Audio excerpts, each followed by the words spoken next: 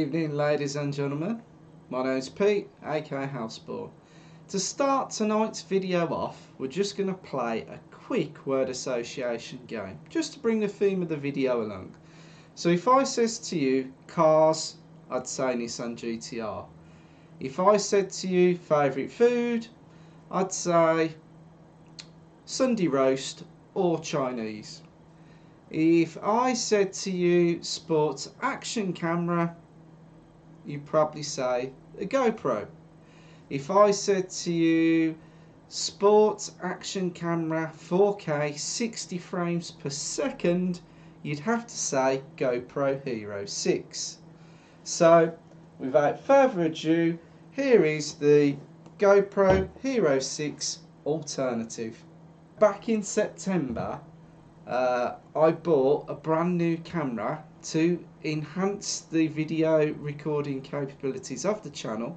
So I've always said I would reinvest into the channel and I want to make my videos better. I went for the Yi 4K Plus for a simple reason. I got a deal on Amazon at the time, and at the time of buying this, the best GoPro you could buy was the GoPro Hero 5.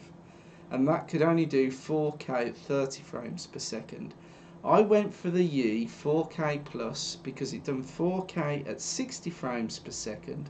But not only that, I got my entire kit to use the camera out and about on location for £386. Now let me just say that again. I bought my entire kit that I'll show in a second for £386. The current cost of the GoPro Hero 6 purely for the camera is £500.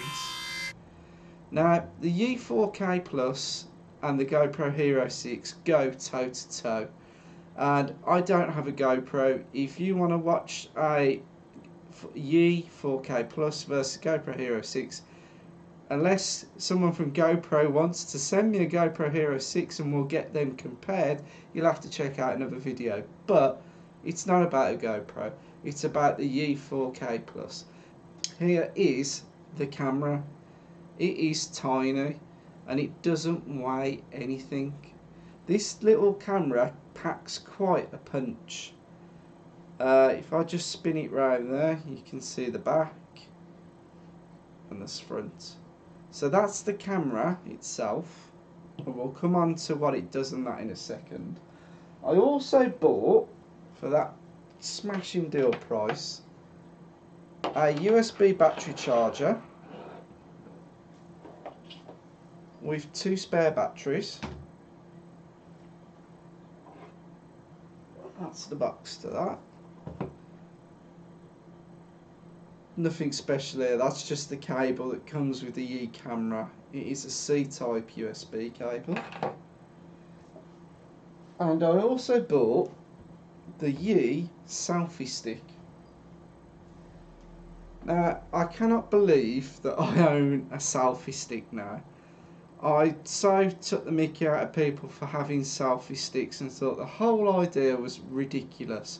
But if you want to do vlogs, you want to film yourself, or if you want to pan the camera about just within your hand, I bought the Yi selfie stick. And when I saw this, I was absolutely sold on it. This is designed and made by Yi, especially to go with the Yi 4K Plus.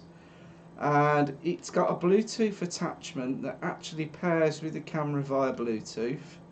It allows you to change the recording mode from video to stills, and it allows you to stop the video and take pictures. It's telescopic, and if I twist it right round, it opens right out. I mean, we're talking like looking like a bit of a baton really when you do this. You've got the self-adjusting camera mount at the top. You can move it into any various position you want. You twist and lock this in, so this is lock solid. If I twist the mount, I can put it back in. bring it to various different heights, twist again, and that's locked solid. And twist a bit more, I can put it back in. What a fantastic deal. I mean, I watch a lot of YouTube. Obviously, you've got to learn your wares being a YouTuber, and it's all I ever see is GoPros all the time. I don't know why that is. Don't know whether GoPro dishes them out because they want them to be the tech YouTuber's choice, but because I invested my own money into this, I went for the Yi 4K Plus. The results of the camera have been fantastic, I must say. There are some little quirks, I'll cover that in a minute, but what I'm going to do now, I'm just going to show you some quick footage that I've already done with the camera. If you've watched my Ferrari days at Hlspwns, you would have already experienced a lot of the footage.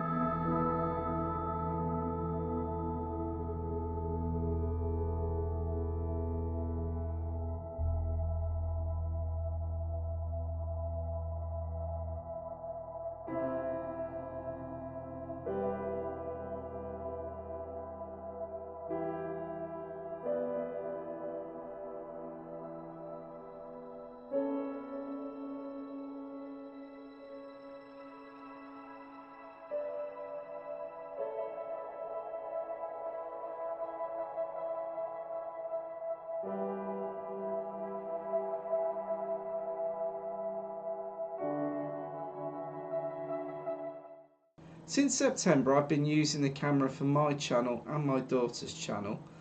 The cameras give me so many options. I'm not really interested in the stills photography of the camera. The camera does have a Sony CMOS 12 megapixel sensor, but I'm more interested in the video. This camera will do 720, 1080p, 1440p, 2.7K and 4K. It does use a wide angle lens, but what you can actually do is use lens correction. When I say lens correction, it filters out the wide angleness of the lens. My only bugbear is if you're filming at 4K 60 frames per second, you can't use the camera lens correction. You're forced to have like the fisheye lens, which is a shame, I think. But 4K 60 frames per second is a lower processing. It's got two mic ports. It's got one on the side and one on the top, and the microphone's a bit tinny. I'll be honest, going forwards you can fit an external mic to the camera, and that would fit in via the USB-C port on the side. Now, one of the bugbears I have with this camera, a lot of people have reported that this little flap there that covers it sometimes falls open. Well, I've had the opposite. It doesn't fall open, and to get it open I really struggle. You're meant to be able to put your nail in there and flick it open, and I always struggle. So I always end up getting a little penknife or something and just opening that up. The microphones aren't too bad. I have them normally set to high outside, and they pick up speech quite well. Inside it can sound a bit loud and a bit tinny, I've found. I definitely want to go a different mic onto this. Another little bugbear I've got with the camera, when you pair it up with a selfie stick and you use the Bluetooth pairing, Once you've paired it up, it's paired and you can use the camera for any functionality. My only issue is that you then turn the camera off, like I do when I'm out in the field to save the battery. When you turn it back on, you then have to pair it back up again with the selfie stick. Absolutely ridiculous, because if you're there well, I say faffing, it's not really a big issue to pair it, but if you're there pairing this with the selfie stick again, you can miss that shot or opportunity because it's not ready. That's one of my only real drawbacks of this, in that I think once it's paired, it should be paired for life, and that you should be able to put the Bluetooth on and it'll instantly find this straight away. Having to do it every single time is ridiculous. And if anyone from you is watching this, please fix that, because that bit's bad.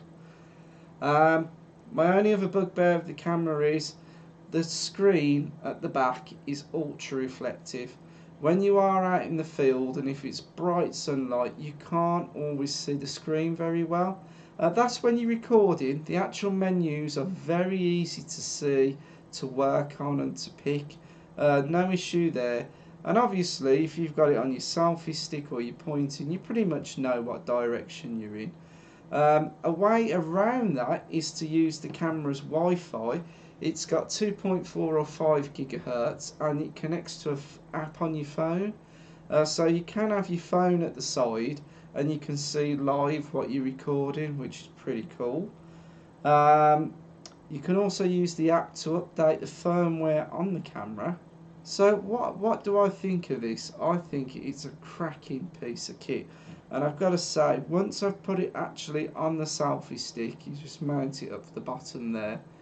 I've walked around an event for 4 or 5 hours and I did not let go of this for the entire time I was there.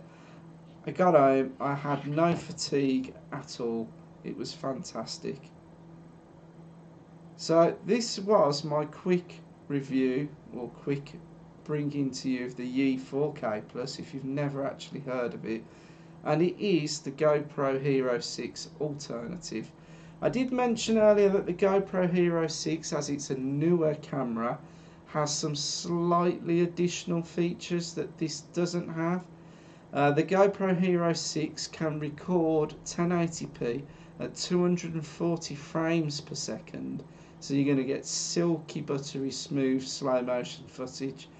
The Yi 4K Plus can only do 1080p at 120 frames per second.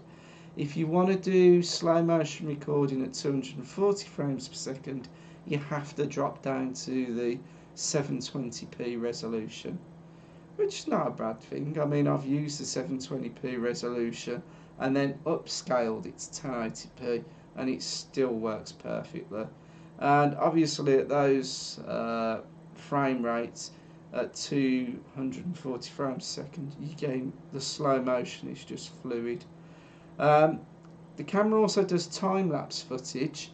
I hadn't actually experimented with that until yesterday, and I just went out into the garden and done some very quick footage, and it's something I want to try more of in the future. I think you could do some really cool time lapses with this. If there's anything that I haven't covered, because this is just a brief overview of the camera and the system, please leave a comment below and I'll answer any questions you've got. If you want to see me doing a more in-depth review of the camera, please let me know as well. I can do that. All I wanted to do at the moment was just bring this to your attention. That just about wraps it up for this very quick overview. And as I reinvest into the channel more in the future, I definitely want to get a few more of these, especially because I want to start doing more car films, real car footage. But with one camera, you need a couple more than that. Alright, thank you for watching tonight. Please like the video, please subscribe, and I will see you very shortly in the next video.